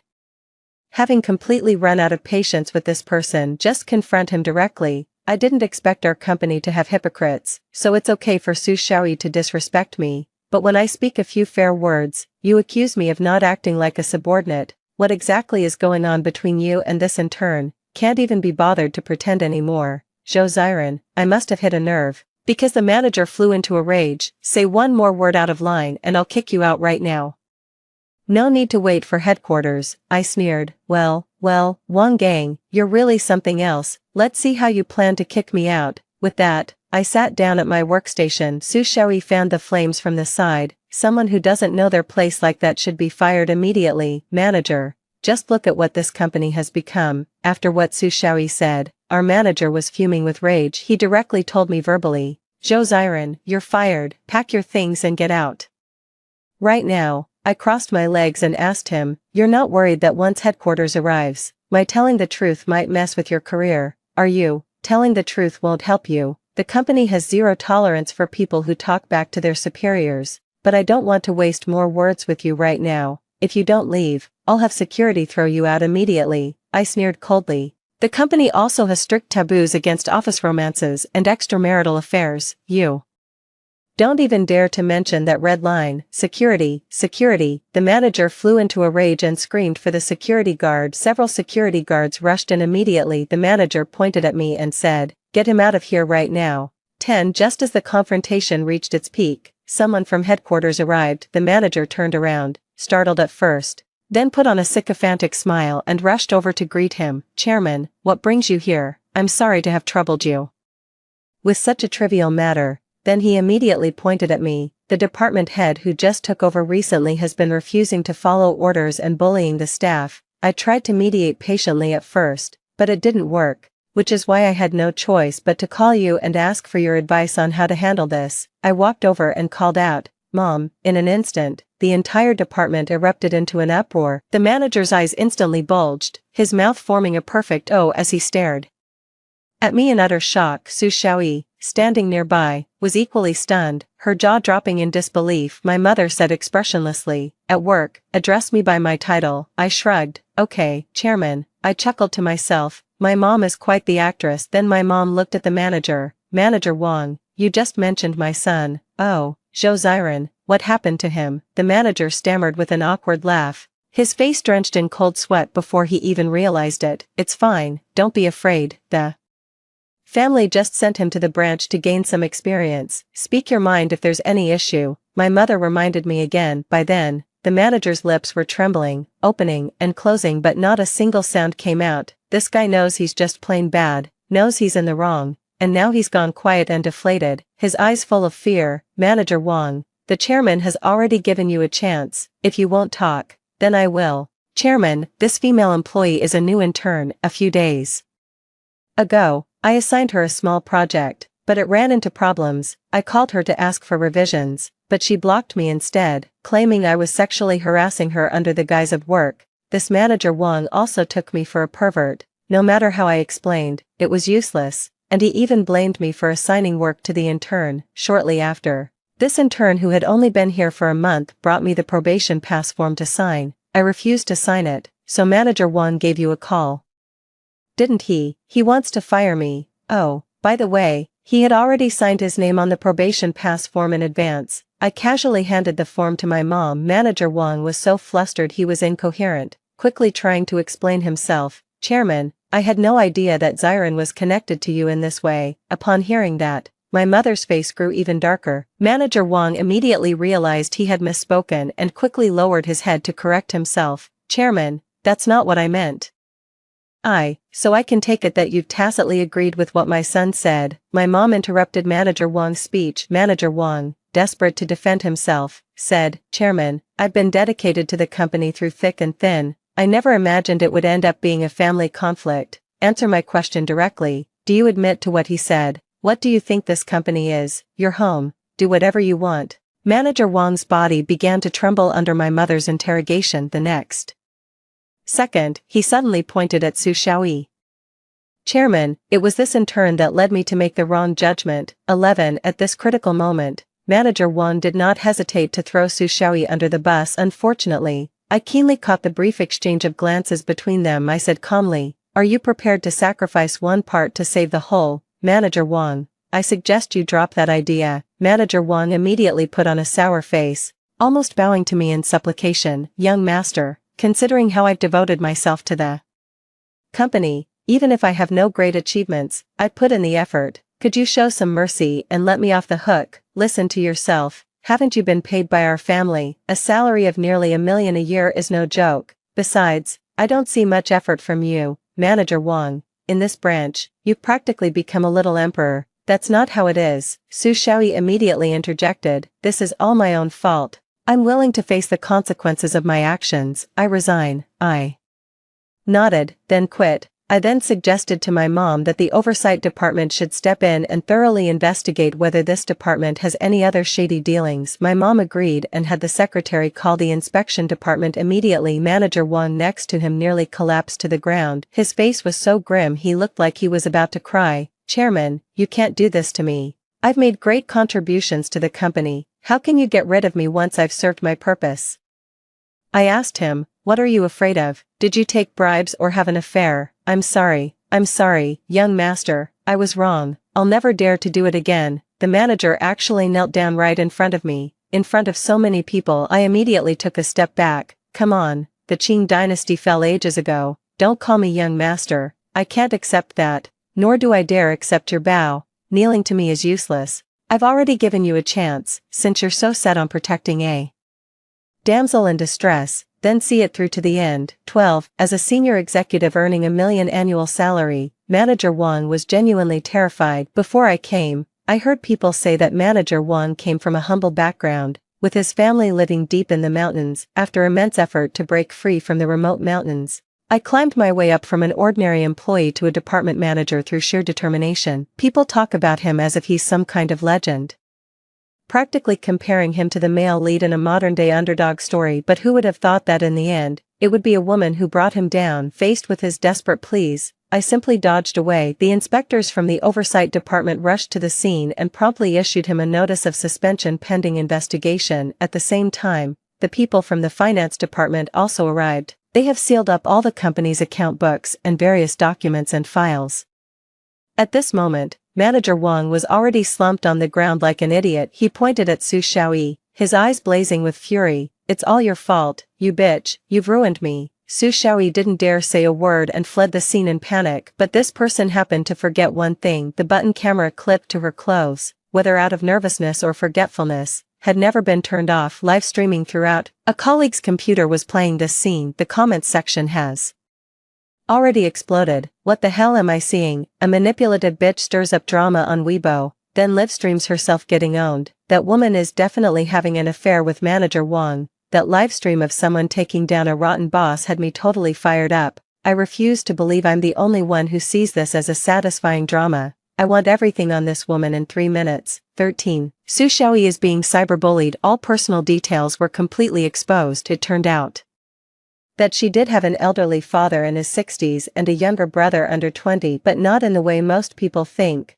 the ones who endure hardships and shoulder the family's burdens. In fact, her younger brother was actually a better student than her, but she pressured him into dropping out of school with the line, "A real man should go out and earn money." Not only did she have to earn money to buy medicine for his father, but she also had to support him, her older sister, through school. However, after Su Xiaoyi started working, she didn't send a single cent back home, spending every penny she earned. Her relatives talked about her quite a bit. The only effect this had on Su Xiaoyi was that she blocked her relatives and friends on her moments. To outsiders, she seemed like a remarkably independent and accomplished Gen Z, a cut above the rest. Before I could even marvel at how someone could be so wicked after reading that account, the big reveal came. One netizen, claiming to be a close friend of Su Xiaoyi, said that ever since she started working at our company, she suddenly began spending money lavishly. Seems like she might have been the other woman. 14. Just as the online uproar was intensifying, the company's internal audit department also received the latest findings from their investigation. It was found that manager Wang exploited loopholes in the accounts to embezzle at least 5 million. The case has now been transferred to the judicial authorities. Manager Wang, knowing he had stirred up a huge mess, angrily threw Su Xiaoyi under the bus, admitted that the two were involved in an improper relationship. He even gave Su Xiaoyi a 500,000 yuan allowance to be his mistress. It seems they're determined to drag her into trouble, and so, manager Wang was prosecuted for embezzlement and bribery. At the same time, his wife also filed for divorce, demanding that manager Wang leave the marriage with nothing. At the same time, Su Xiaoyi was being cyberbullied. She was also summoned by the judicial authorities. Originally, if she didn't know the money came from embezzlement, it wouldn't have much to do with her, but as it happened, the investigation uncovered their chat logs, which explicitly mentioned these matters. Su Xiaoyi even urged manager Wang to embezzle more money, so he could buy her an apartment in this city in the future. As expected, the two of them ended up as accomplices. In the end, manager Wang, the mastermind, was sentenced to life imprisonment and had his illegal gains confiscated. Su Xiaoyi, as an accomplice, was sentenced to 8 years in prison and ordered to return the illegal gains, but she had already spent nearly 200,000 of that 500,000. But it's okay, even if I have to work in a prison sewing machine, I'll pay back this money. This is where things come to a close. I've now moved to another branch office. My mom said I need to rotate through all the departments within 3 years. I must have a thorough understanding of every branch's operations before I qualify to return to headquarters for further training and a position. That's fine too. I believe, with my sharp insight, I can still catch a few more big fish. Story 2. After my parents had a car accident, I walked towards the operating table and had an abortion, getting rid of my second child with Morgan. At my parents' funeral, I called Morgan one after another. It was not until his childhood sweetheart, Hannah, answered the phone with an impatient tone. Morgan has gone to cut fruits. What do you want? Holding the urn in my arms, I said indifferently, it's nothing, just tell Morgan when you've had your fun. I agreed to the divorce. I stood alone in the crematorium, watching the only relatives I had in this world leave. At the same time, I also bid farewell to my aborted second child. All the people I loved deeply were sent by my own hands into that narrow cremation furnace. They turned into a handful of ashes, but I no longer cared. Soon, I would be dying too. My parents were both professors and had educated countless people. Many people came to their funeral. However, Morgan, my husband, who should have been there the most, was absent. A student who had been sponsored by my parents loudly scolded Morgan for his ingratitude in front of the tombstone. The looks they gave me were full of pity. They avoided me and whispered privately, "Time reveals a person's true nature." Morgan used to act like a filial son, but I didn't expect he would turn out to be an ungrateful wretch. The doctor told me that I only had half a year left to live. I had unfortunately lost a child before. Since then, giving birth to Morgan's child had always been a longing in my heart, but in the end, I personally ended the life of the child. After all, considering Morgan's disgust towards me, perhaps it was a kind of luck for the child not to be born. I planned to spend the remaining half year of my life traveling around the world with the ashes of my parents and the child, and spending the rest of my life in the days without Morgan. Standing in front of my parents' tombstone, after much consideration, I decided to call him. The phone still went unanswered. The familiar voice echoed in my ears. "The number you have dialed is busy. Please try again later." In the past, I would have broken down because of this. Now, I just felt exhausted. I dialed the number 13 times. When When I was about to give up, the phone was answered, but it was Hannah, Morgan's childhood sweetheart. Who answered? She asked me in a coquettish and accusing tone. Missy, it's impolite to disturb others while they're sleeping. It's 7 in the morning in London now. If it were in the past, I might have angrily scolded her, but now, my heart was as calm as water, and I just said lightly, I want to speak to Morgan. Hannah snorted coldly and looked very impatient. Morgan has gone to cut fruits for me. What do you want? Before I could answer, she sneered again. Aren't you meddling too much? We still have an important negotiation to prepare for. Morgan and I both need to rest. Just tell me what you want. I was silent for a while, my eyes falling on the urn in my arms, and I replied expressionlessly, it's nothing, just tell him to come back when he's free to go through the divorce formalities. After saying that, without waiting for her response, I hung up the phone. I had deeply loved Morgan for 10 years and bound him with marriage for 5 years, but I ultimately failed to warm his heart. Now, I had completely given up. The next day, I received a call from Morgan. On the other end of the phone, Morgan's voice sounded impatient. Wendy, what are you up to this time? I'm telling you, Hannah is my colleague now. We went abroad for business. You deliberately called today and made Hannah cry, and you even said that you want to divorce me because of her. Is this really necessary? Hannah was the apple of Morgan's eye, and Morgan, who was usually shrewd in business, couldn't see through this obvious lie now. If it were in the past, I might have argued with him, but now, it didn't matter anymore. I gently wiped the portrait of my parents and replied calmly, okay, then when will you be free to come back? Let's go through the divorce formalities. There was a sudden silence on the other end of the phone. I thought he was considering the issue of property division, so I comforted him. Don't worry, I won't ask for a single penny from you. I'll leave the marriage with nothing. Anyway, I didn't have much time left to live, and I didn't want any of Morgan's property. It would just make me feel sick. But Morgan gritted his teeth and said angrily, Wendy, you're hopeless. Give up this idea. I will never agree to a divorce. After saying that, he hung up the phone. I was stunned. Clearly, before going abroad, it was you who proposed the divorce. Wendy, don't be willful just because your family has shown kindness to me. If you keep acting so unreasonably, we might as well get a divorce. I had seen the divorce agreement in his study before. I had argued with him for several days about it at that time. He explained that it was a divorce agreement from his colleague and that he was just helping to take a look at it. I made him promise at that time that he would never let me see a divorce agreement again in this lifetime. Unexpectedly, this time, it was me writing the divorce agreement, and I was seriously considering getting a divorce. I knew that the reason he brought up the divorce was that Hannah accidentally broke the urn containing the ashes of my first child. I slapped her. When Morgan heard the commotion and rushed over, he showed a look of disgust when he saw the ashes on the ground. Hannah explained with a sob, Morgan, I didn't mean to. I'm sorry, I was just scared. After hearing this, Morgan slapped me in return for Hannah. He said in a disgusted tone, the person is already dead, why keep the ashes at home? It's so inauspicious.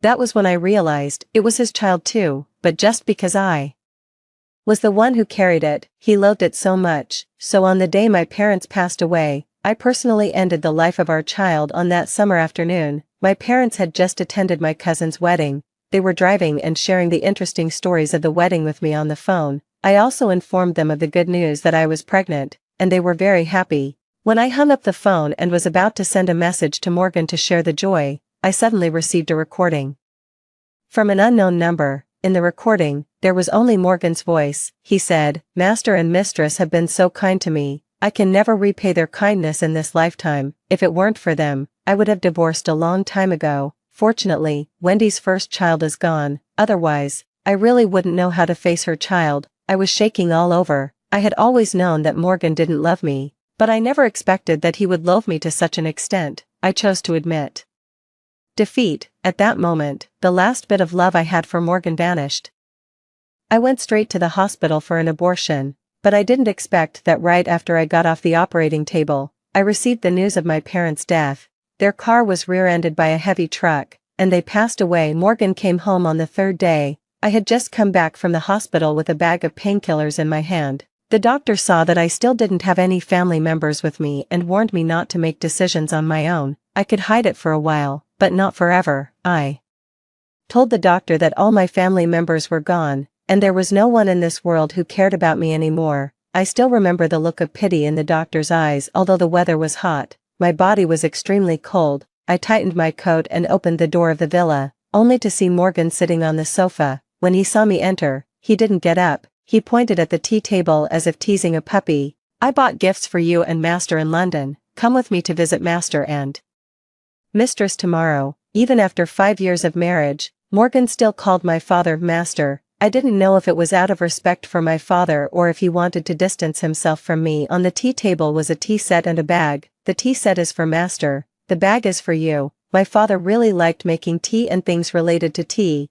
After Morgan achieved success in his business, in order to please his master, he often collected famous teas and antique tea sets. The bag was a famous brand, but it was an old model. Hannah had already shown it off in her Instagram last year. Now I didn't care about it anymore. I ignored him and sat directly on the sofa on the other side, putting the medicine down. I was feeling extremely uncomfortable. Only then did Morgan notice my complexion and asked, "Why do you look so pale? Do you have a fever?" He got up and walked in front of me, frowned, and leaned closer to touch my forehead. When I saw him getting close, I instinctively dodged backward. He frowned when he saw my action. "I don't need Morgan's concern, I'm fine." I lowered my eyes and suddenly understood how Morgan had felt before. It turned out that when you don't love someone anymore, even coming up with topics to deal with them can be so tiring. "It's still early, we can still make it to the Civil Affairs Bureau now." I went back to the master bedroom to put the medicine away, and then took out the household register and went downstairs. Morgan's expression changed from surprise to helplessness and then to anger. "Wendy, have you had enough of this nonsense? You and I both know that as long as Master is alive, I will never agree to a divorce. Master has been so kind to me. If it weren't for his careful teaching, I might have starved to death on the streets long ago, let alone achieved what I have today. To prevent you from being jealous, Hannah was forced to study abroad since she was a child. I married you to repay their kindness, but why are you always acting so unreasonably? I don't understand why they would have such a selfish daughter like you." After he roared, he was like an enraged lion, with a ferocious expression, but I couldn't help but want to laugh, and I actually did laugh. My laughter made my whole body shake, causing severe pain in my abdomen which had just undergone an abortion, and also made tears stream down my face. So, it was all my fault. Back then, Morgan's parents died in an accident, and his relatives at home snatched away all the family property. He couldn't even afford his tuition fees. My father felt sorry for him and took him to our home to live for a while. Hannah's family was snobbish and had long wanted to break up with him, but they instigated him to fight for the family property to support Hannah to study art abroad. My parents thought that Morgan was at a crucial moment and didn't want to delay his studies, so they paid for Hannah to study abroad out of their own pockets. As soon as Hannah got the money, she immediately broke up with him. I saw that Morgan was in a low mood, so I began to care for and take care of him. It was from then on that I fell in love with him, unexpectedly. Now, I realized that I had loved the wrong person. I laughed even more painfully, and my mouth was filled with the smell of blood. Indeed, it was my fault. I was completely wrong. Morgan seemed to be scared by my madness. He stared at me coldly and said through gritted teeth, "You're simply unreasonable. If you want a divorce, let Master tell me." Tears streamed down my face. I looked at him with bloodshot eyes and said, "Morgan, from now on, you don't have to bear the moral shackles anymore. You're free, my parents are dead, and we can get a divorce now." Morgan instantly flew into a rage, rushed in front of me, and slapped me. I was sent flying by the huge force and fell to the ground. He still seemed to feel unsatisfied. He stepped forward and grabbed my collar, saying hatefully, "Wendy, I'm telling you, no matter how much you make trouble, I can tolerate it. If you want to divorce me and live with your lover, I can also let you have your way. But how dare you curse Master and Mistress? They are your own parents." "Yes, Morgan, how could I curse my own parents? I loved them so much." I slumped my neck feebly. The heavy blow of the slap and the soreness all over my body made my mind go blank for a moment. I seemed to see my parents. I really felt like I was going to die at this moment. A familiar ringtone of a mobile phone interrupted my thoughts and also Morgan's anger. It was the ringtone that Morgan had specially set for Hannah. Morgan slowly composed himself and answered the phone. On the other end of the phone, Hannah was crying and panicking. "Morgan, what should we do? Lana is hurt." Lana was the stray dog that she and Morgan had picked up together. Every time Morgan and I were alone for more than a day, Hannah would use Lana as an excuse To ask Morgan to go back, I watched as a trace of panic flashed in Morgan's eyes and couldn't help but sneer in my heart. After saying that, he ignored me and started packing up to leave. When he was putting on his shoes and about to go out, he turned around and looked at me suspiciously. I knew that he was wondering why I wasn't crying and making a scene like I usually did. No one would care about a passerby, where they were going, what they were doing, or how many people they were sleeping with. The only connection between me and him now was that we were still husband and wife. I didn't want to be called Mrs. Song after I died. I just hoped that he wouldn't delay our divorce. When I saw his gaze, I said calmly, "Go ahead, just be at the gate of the Civil Affairs Bureau at 9 o'clock tomorrow morning." Morgan's expression changed instantly. He took a deep breath, shook his head in a disappointed way, and said, "A bitter woman." Morgan ignored me and opened the door to go out. The moment he opened the door, he saw Uncle Jack and his wife outside. Uncle Jack's family had been good friends with my parents for many years, but they had already settled abroad. After learning the news of my parents' death, they specially came back this time. Uncle Jack looked sad and said to Morgan, "This must be Morgan, right? You really look outstanding. Wendy's dad didn't put his efforts in vain. Come with me to visit your father later." Morgan looked a bit embarrassed and couldn't help but give me a hateful look at this moment. Auntie was also wiping her tears and choking up. "Your current achievements are worthy of Wendy's dad's efforts. Back then, when you were about to take the college entrance examination, your little girlfriend wanted you to fight for the family property to support her to study abroad. Your family didn't have enough money, so Wendy's dad and his wife borrowed 100,000 yuan from us to send her away and also made sure she didn't break up with you first." Morgan was a bit stunned when he heard this and couldn't believe it. He was suspecting if I had colluded with them to slander Hannah. However, Auntie ignored him and continued, "Alas, who would have thought that ungrateful wretch would break up with you as soon as she got the money? Fortunately, with Wendy's care, you were able to pull yourself together." Auntie took Morgan's hand and patted it firmly. "Morgan, you should treat Wendy well. Only in this way can you live up to Master Wendy's dad's spirit in heaven." Morgan's mind went blank at this moment. After a few seconds, his voice filled with disbelief rang out, What did you just say about the spirit in heaven? Master Wendy's dad and his wife were so kind, how could they just pass away like this?" After hearing this, the corners of Morgan's mouth trembled slightly, as if he was trying to force a smile. No, it can't be. Master was still fine when I left. How could he pass away suddenly? Uncle and Auntie, are you colluding with Wendy to deceive me? That's right, you must be acting. Uncle Jack was a bit surprised to see Morgan's somewhat crazy appearance at the moment. "Morgan, you didn't even know about such a big thing as your father's death." Morgan looked at me with empty eyes. "No one told me." I walked up to Morgan, my eyes filled with tears, and the slap mark on my face was clearly visible. "Morgan, don't you feel guilty when you say that?" Morgan was forced to look away by my gaze. He took a step back and stopped only when he hit the shoe cabinet. I ignored him and turned to Uncle Jack and his wife, saying, "Uncle Jack, Auntie, let me take you to see my parents." In the graveyard, Uncle Jack and Auntie were crying bitterly. My tears had already dried up, leaving only bitterness and pain in my heart. Morgan had already knelt in front of the tomb. Morgan, who was always meticulous and neatly dressed, was now in tears, crying like a helpless child. Perhaps I should be glad that at least Morgan's respect for my father was sincere. The person my parents had devotedly cultivated was not after all an ungrateful wretch, and I was just a parasite between them, trying to get repayment for the kindness shown, and worthless in Morgan's eyes. After crying, Morgan raised his tearful eyes and looked at me. "Why didn't you tell me earlier? You knew how important Master was to me. Why didn't you tell me?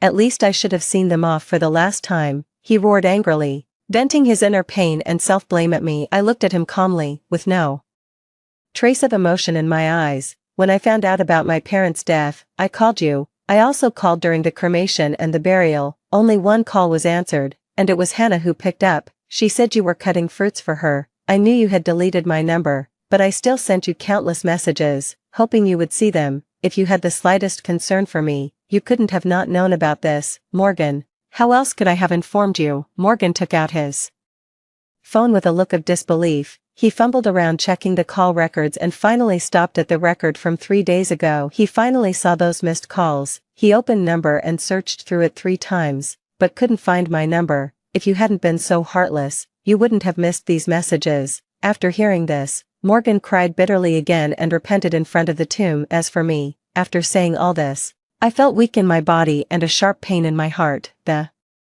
bloody wound was torn open again, and I once again experienced that helpless pain. After Morgan's parents passed away, Hannah took a sum of money from my home and then broke up with him. His grades plummeted as a result. My parents saw this and were very worried. I volunteered to take on the task of comforting him. I went to and from school with him, pretending to ask him questions to get him to talk. I learned from Uncle Jack's child how to communicate with boys in order to help him out of the shadow. I privately organized small group discussions that lasted until late at night. Finally, Morgan got back on track and worked hard, and I, in the process of constantly caring for him, was attracted to him. I fell hopelessly in love with him. My parents, relatives, and friends all thought that we were meant to be a couple. We lived up to everyone's expectations, became lovers, and then got married. There were some things that Morgan didn't know, and it was Auntie who took his hand and told him. Auntie noticed the conflict between us and advised Morgan to cherish me, but she didn't know that this was our story, not Morgan's version. Since Morgan achieved success in his business, things began to change quietly. Hannah soon returned to the country and became Morgan's personal secretary in the company. Morgan told me that Hannah's joining was just for work. However, they went on business trips together,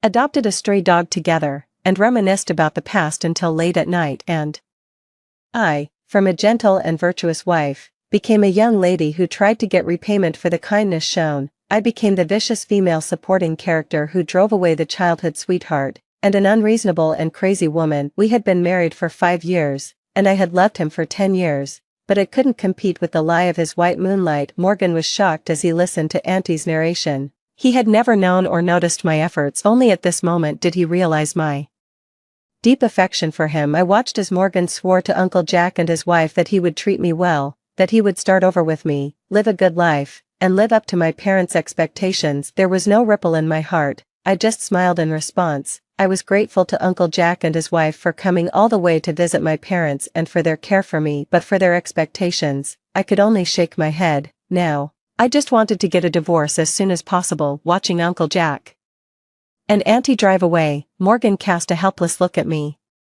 Finally, he slowly walked towards me and said softly, "Wendy, let's go home." I looked at his torn and painful expression and couldn't help but find it ridiculous. I knew that he was waiting for me to give him an excuse to save face. As long as I said a word, he could pretend that everything was normal and make up with me, just like before, covering up all the problems. No matter who was right or wrong, it was always me who gave in first. Every time I put my pride aside to prevent him from losing even a bit of face. But now, how could it be possible that nothing had happened? My parents were dead, and my heart was broken. I looked at him calmly and said lightly, "Okay, let's go back and sign the divorce agreement." Morgan frowned, looking helpless. His voice became gentle. "Wendy, don't be like this. After we finish dealing with our parents' affairs, I'll accompany you on a trip, okay?" In the past, if he had apologized to me, I would have been so excited that I couldn't sleep all night. If there was an additional reward, it would have been the source of my happiness for a month. But now, there was no emotion in my heart. "Morgan, you don't have to be with me out of guilt. It will make you feel tired and make me feel disgusted." The love I once had for him had now become a shackle that bound me. I just wanted to be free in the last moments of my life. "Wendy, I didn't know everything you did for me before. It was my fault. I apologize to you. I ignored you before, didn't you? Always want a child, let's have a child." "No, you can have as many as you want. Our parents always hoped that we would have children. With a child, we can also comfort their spirits in heaven." When I heard him mention the child, I felt even more disgusted. I had personally ended the life of our child. How could I have a child with him again? I didn't want to listen to his self-moving apology. I took out my phone and played that recording with only Morgan's voice. "Master and mistress have been so kind to me. I can never repay their kindness in this lifetime. If it weren't for them, I would have divorced a long time ago. Fortunately, Wendy's first child is gone. Otherwise, I really wouldn't know how to face her child." Morgan was struck as if by lightning. This isn't true. I didn't say that. I didn't mean it like that. Wendy, this is voice synthesis. I didn't say these words. I can explain it." Looking at his flustered and incoherent appearance, I knew that his mind was in a mess. The sudden death of my parents, his guilt towards my parents, his misunderstanding of me, and the hurt he caused me, These emotions had already broken through his heart. I didn't want to pay attention to him. I didn't have much time left either. I thought I wouldn't have any more emotional fluctuations, until I saw behind Morgan Hannah walked over holding the dog named Lana. I trembled all over. At the beginning, when I was pregnant with our first child, Morgan drove me to the hospital for a prenatal checkup, and I was very happy. However, on the way, Hannah called and asked him to accompany Lana to the pet hospital. Morgan didn't hesitate to leave me on the side of the road and asked me to take a taxi to the hospital alone. When I was waiting for a taxi on the side of the road with a disturbed mind, I was unfortunately brushed by a passing bicycle and fell to the ground, and I had a miscarriage. In Morgan's heart, perhaps I and the child were more important than Lana. But obviously, we were far less important than Lana's owner. Since that day, I decided that I would no longer love Morgan, but I didn't expect that she would dare to bring this dog to the grave of my parents and openly provoke me. She wanted to make me lose my mind. Indeed, I felt a rush of blood to my head, and anger almost made me lose control. I gritted my teeth and roared, "Morgan, take your mistress and get out of here." However, ignoring my anger, Hannah stepped forward quickly and said in a sorrowful tone, "Sister Wendy, I just heard about Uncle and Auntie's matter. I'm really sorry that this happened, Brother Morgan. I wanted to bring Lana to pay respects to Uncle and Auntie." Hannah pretended to be sad, but the pleasant in the corners of her eyes couldn't be hidden. Without my parents, it seemed that the day when she could take my place was not far away. I glanced at Morgan, who looked embarrassed. If he knew that I had deceived him and hurt him, I think Morgan would definitely slap me without hesitation. Then he would point at my face and scold me for being heartless. But she was Hannah, the white moonlight that Morgan had dreamed of 10 years ago. Even though he frowned and showed his displeasure, he still couldn't say a harsh word to Hannah. He just said to me, "Xiaoning didn't mean any harm,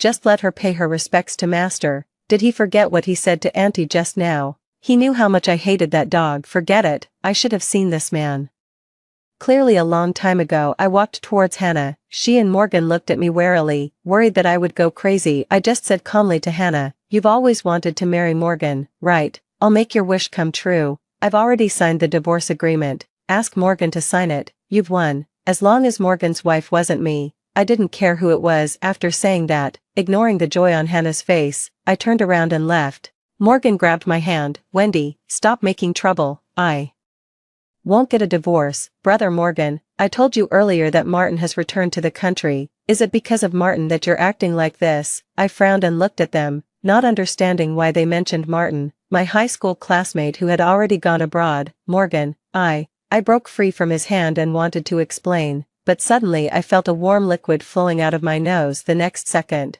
Morgan was completely panicked. "Wendy," my last consciousness stopped at Morgan's panicked cry. When I opened my eyes on the hospital bed, the figure that came into view was Morgan's. He was by my side. When he saw that I had woken up, he asked me with concern how I was feeling. He asked me if I felt uncomfortable, if I wanted to eat something, if I wanted to drink water, or if I was thirsty. All this made me feel as if I was still in a dream. Was it a hallucination when I was seriously ill, or a continuation of a nightmare? However, the pain in my body clearly told me that this was reality. Morgan, who had been tired of me after 10 years of acquaintance, could be so gentle. He called the doctor, and I was given a thorough examination. "There's no cure. I'm in the late stage of bone cancer," I said calmly to him. "Your Lana is sick. Go and take care of it. Don't waste your time on me." Morgan shed tears. This big man, who was 19 meters tall, always stood upright with his head held high. Now, he was hunched over and kneeling by my bedside. I felt disgusted and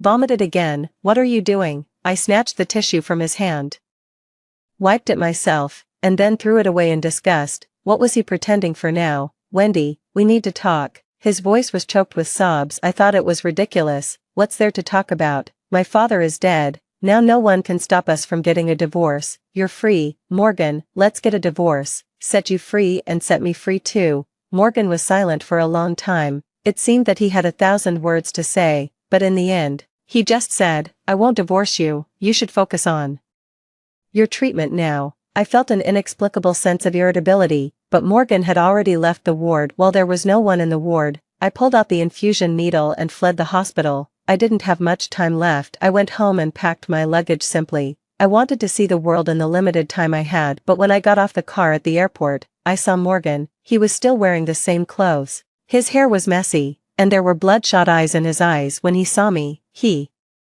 seemed to heave a sigh of relief. Wife. He walked quickly towards me and gently hugged me in his arms. As if I was a fragile treasure, I pushed him away, filled with disgust in my heart. Morgan, can't you just leave me alone? You love Hannah. Don't bother me anymore. Okay. I ignored him and turned to leave, but I hadn't walked a few steps when I felt dizzy again and fell down. When I opened my eyes again, I found myself back in that familiar ward. The doctor told me that my condition was already very critical. The blow of my parents' death, coupled with the miscarriage, if I didn't receive treatment immediately, I might not even last a month. Morgan was stunned. In just 2 days, he had lost a lot of weight, as if he had shed dozens of pounds. His eyes were red as he asked, "An abortion?" The doctor was taken aback for a moment and then replied, "Yes, the examination shows that Wendy had an abortion. The embryo was approximately 3 months old." Morgan suddenly turned to me, as if he had remembered something. The appearance of this child was an accident. He hadn't been close to me for a long time. Since his white moonlight had appeared, he had only felt disgust towards me. He especially didn't want me to get pregnant with his child, but that night, he was drunk. It was the tenderness that I hadn't seen for a long time,